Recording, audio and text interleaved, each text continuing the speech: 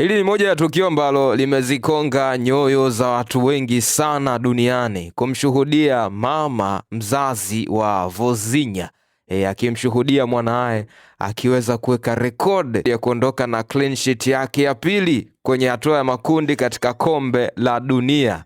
Bana, nakumbuka ile mechi ya kwanza, ile performance ambayo ilibadilisha maisha ya Vozinha kwa ujumla, akifanya saves 7 katika mchezo dhidi ya timu ya taifa ya Spain.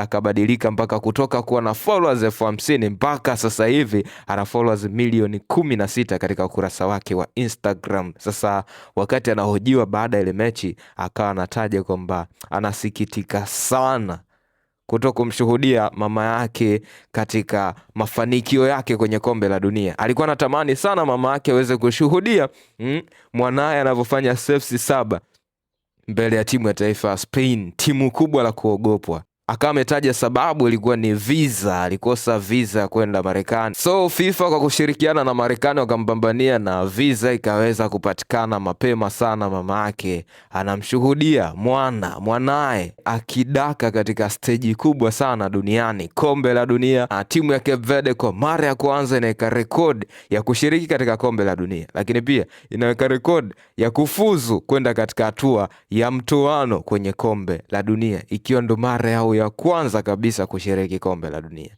Ni video ambayo imeziteka hisia za watu wengi sana duniani. Ni moja kati ya mafanikio makubwa sana kuona mzazi anafurahia mafanikio ya mwanae, kuona mtoto anafanikiwa mbele ya mzazi wake. Ni jambo kubwa sana.